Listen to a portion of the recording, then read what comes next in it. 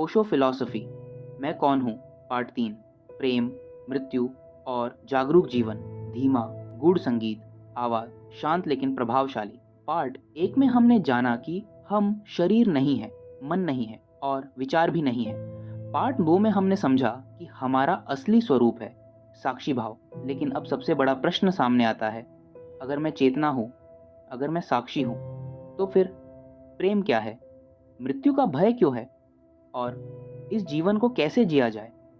ओशो और प्रेम का रहस्य। ओशो कहते हैं, प्रेम कोई संबंध नहीं है, प्रेम एक अवस्था है।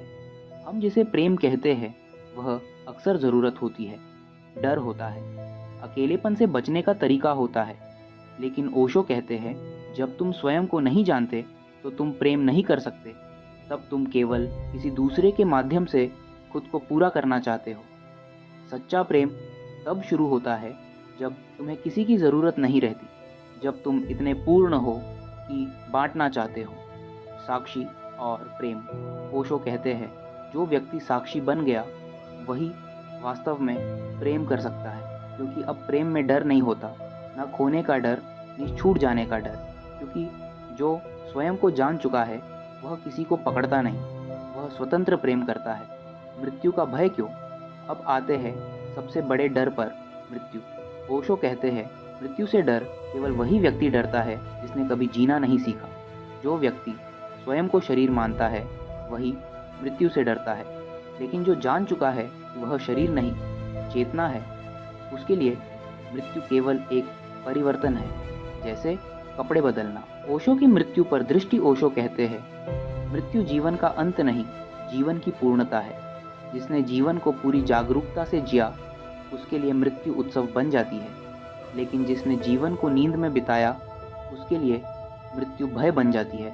जीवन कैसे जिया जाए? अब सवाल उठता है, अगर मैं चेतना हूँ, अगर मैं साक्षी हूँ, तो इस संसार में कैसे जिया जाए? ओशो कहते हैं, पूरी तरह जियो, लेकिन आसक्त मत हो। हंसो लेकिन पकड़ो मत, रो लेकिन डूबो मत। सफल हो लेकिन अहंकार मत पालो, असफल हो लेकिन खुद को मत खो। जागरूक जीवन की कला। ओशो कहते हैं, ध्यान मंदिर में नहीं, जीवन में उतारो। चलते हुए जानो कि चल रहे हो, खाते हुए जानो कि खा रहे हो, बोलते हुए जानो कि बोल रहे हो। यही जागरूकता धीरे धीरे क्रांति बन जाती है। अहंकार का अंतिम पतन। जब जीवन पूरी तरह जागरूक हो जाता है तो अहंकार अपने आप गिर जाता है। ओशो कहते हैं, अहंकार को छोड़ो मत, उसे देखो।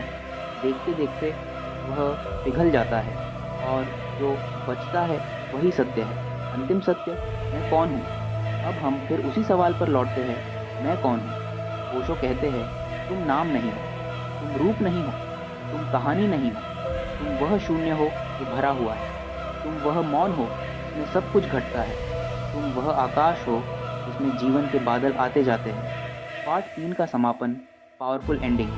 ओशो कहते हैं, खोजो मत, क्योंकि जो खोजता है वह बाहर देखता है। रुको, शांत हो जाओ और देखो, जो देख रहा है वही तुम हो। और शायद इसी क्षण, बिना किसी शोर के, तुम घर लौट आते हो। संगीत धीरे धीरे समाप्त।